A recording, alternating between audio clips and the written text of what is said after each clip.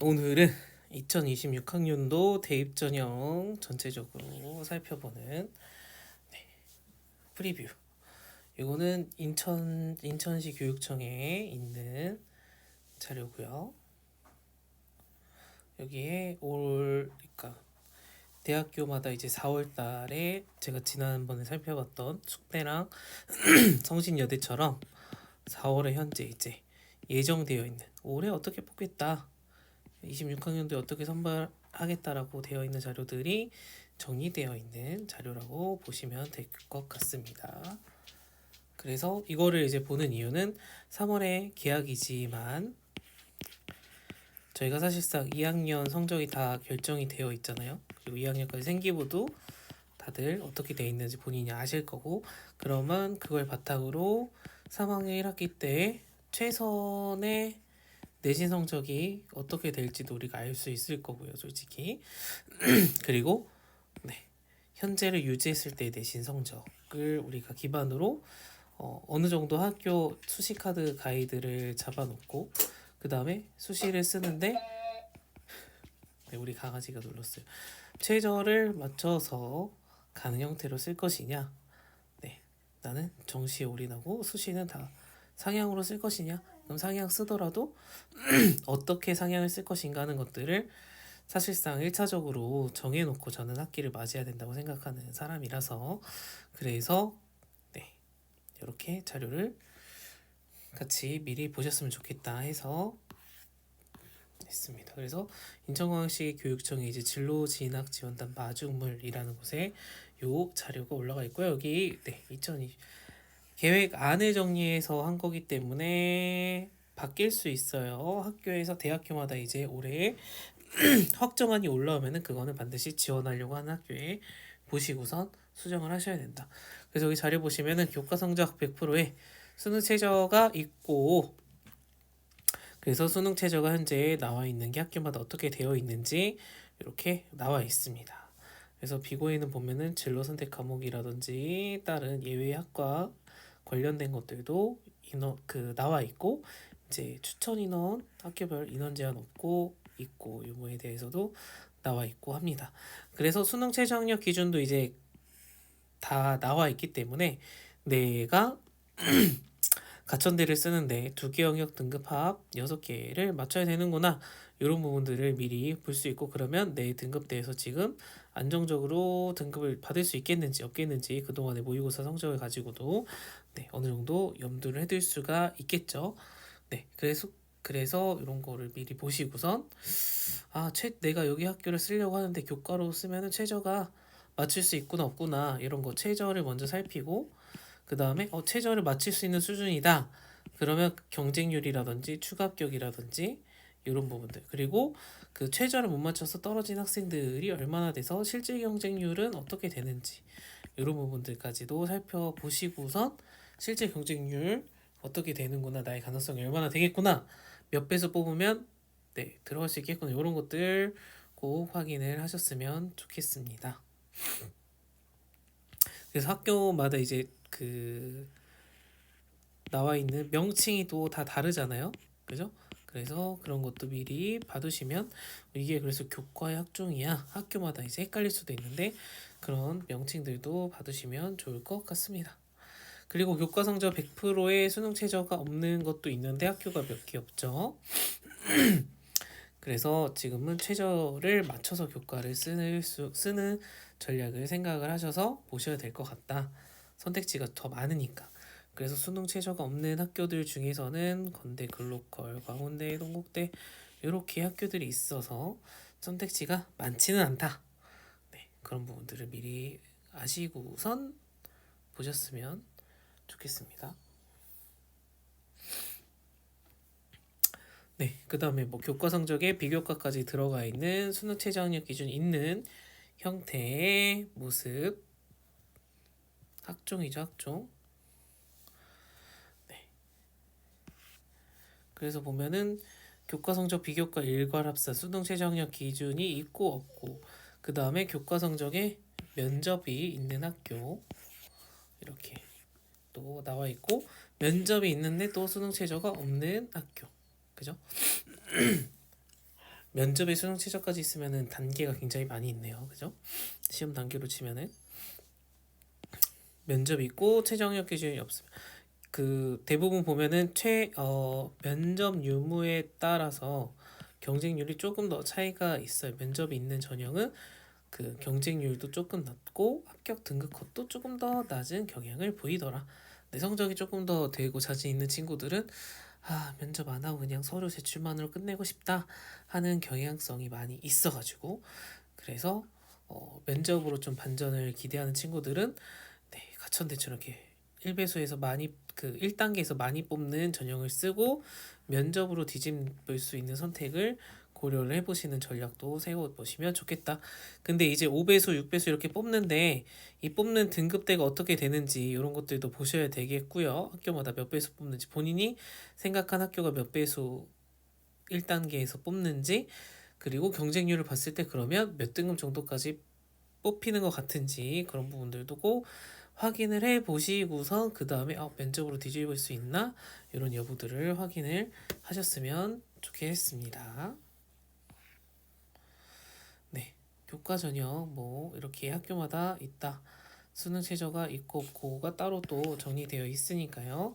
본인이 원하는 학교명 찾아서 보시면서 수능 최저라든지 이런 거 꼭 확인을 하셨으면 좋겠습니다. 네, 그 다음에 학생부 종합제형도 여기 이제 또 정리가 되어 있네요. 면접이 있고 그거에 따른 수능 최저가 있고 없고 이런 거. 그 다음에 1단계 선발 비율도 잘 나와 있으니까 1차적으로는 이렇게 정리된 자료로 보시고 꼭 개별적으로 각 학교마다 살펴보셔야 된다라는 거 잊지 마세요. 이걸 100% 오류가 없겠지라고 생각을 하시면 곤란하다. 그리고 학교마다 이 아까 말한 것처럼 뽑는 전형 이름이 다 있기 때문에 그런 것들 보시고 면접의 비율이 어떻게 되는지 그 다음에 면접 비율이 높은데 실제 점수 반영이 얼마나 되는지 그죠? 면접 점수가 얼마나 합격 여부에 영향을 미치는지 그런 부분들도 보셔야 된다. 왜냐하면 뭐 내신 같은 경우도 1등급, 2등급, 3등급, 4등급 이렇게 가는데 1등급과 2등급의 뭐 성적을 전환했을 때 점수 차이가 거의 없어서 사실상 면접으로만 뽑는지 아니면 이 단계마다 등급마다 점수 차이가 좀 있고 그리고 면접도 뭐 기본 점수가 얼마 있고 만점이랑 만점 아닌 친구들 점수 차이가 뭐 얼마나 되는지 이런 부분도 꼭 보시면 좋겠다. 비율만 꼭 보시는 게 아니라 그 비율 안에서 실제적으로 반영되는 점수가 몇 점 몇 점으로 매겨지는지 그런 부분들 꼭 보셨으면 좋겠고요. 학종에서도 면접고사가 없는 것들이 있네요. 게다가 수능 최저가 없는 전형들이 학교들이 생각보다 꽤 있네요. 그러면 여기서는 뽑는 인원이 얼마나 되는지 그럼 경쟁률이 얼마나 되는지 이런 부분들 보셔야 되겠죠. 근데 아까 말한 것처럼 면접이 없으면 경쟁률이 소폭 높아지고 등급 컷도 높아지는 게 있기 때문에 그런 부분들 조심하셔야 되겠다.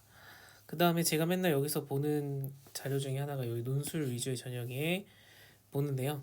지금 저는 수시 지금 준비하는 친구 중에 정시를 하겠다. 정시 파이터 친구가 있어서 그래서 수시로는 논술을 쓰려고 한다. 그래서 논술로 지금 제가 지난번에 올렸던 숙명여대랑 성신이랑 이런 학교들을 지금 보고 있고요. 근데 여기 논술에서도 다 이제 논술은 다 논술인데 우리가 일반적으로 생각하는 인문 글쓰기 막 600자, 1000자 쓰는 글쓰기 논술이냐 수리 논술이냐 수학 문제 푸는 수리 논술이냐 그 다음에 약수령 논술이냐 이게 다 달라요. 약수령 논술이라고 하는 것은 가천대 그 다음에 어딨냐 가천대밖에 없네요. 가천대, 상명대, 서경대, 수원대 이런 데의 학교들이 보는 논술이 약수령 논술이 되겠습니다. 여기는 교과 논술이라고 되어 있네요. 그래서 수능 형태의 문제고 연습 문제라고 해야 되나 그런 거 보면은 EBS 수능 특강 수능 완성에서 나온 지문을 활용한 문제들이 나와 있다. 그래서 수학 문제도 그런 부분들을 변형을 해서 나왔기 때문에 난이도가 네, 여러분들 체감하기에 EBS 수능 특강 수능 완성의 문제 그 페이지를 보고서 풀 수 있는지, 그리고 이렇게 변형됐는데 그게 같은 맥락에서 변형돼 있다라는 게 보이고 문제가 풀리는지, 그런 부분들 꼭 보시고 확인을 해보시고선 도전하셨으면 좋겠고, 서울권에 있는 약수령 논술은 경쟁률도 높고 내신도 당연히 다른 학교보다는 당연히 좀 더 높겠죠. 인서울 할 수 있는 기회니까 도전하는 친구들이 많다. 네. 그 다음에 수능 최저 학력 기준이 있는 논술 영역 같은 경우에도 우리가 가고 싶어하는 명문 사학들은 당연히 최저를 맞춰서 준비하는 친구들이 있기 때문에 경쟁률이 높다. 근데 이제 그 최저를 맞춰야 되는데 서울권이에요. 서울권인데 엄청 학생들이 꼭 하고 싶어요 하는 학교는 아니고 서울권 대학 가고 싶어요 이런 뉘앙스의 학교 같은 경우에 보면은 최저를 못 맞춰서 떨어지는, 그래서 실제 경쟁률이랑 그냥 경쟁률이랑 차이가 좀 있다. 그죠?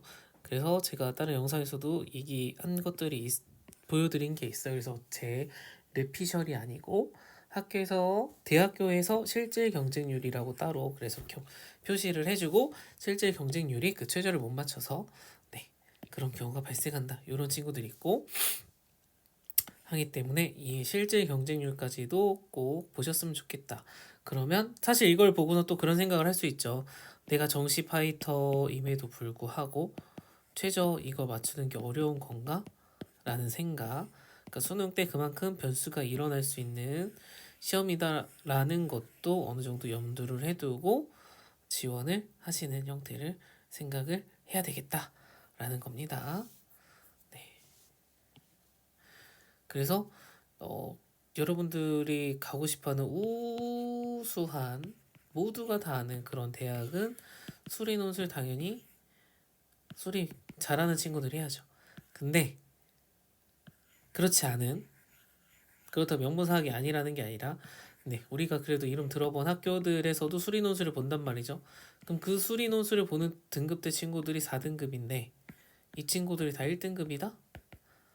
합격하는 친구들이 다 과고다? 아니라는 거죠.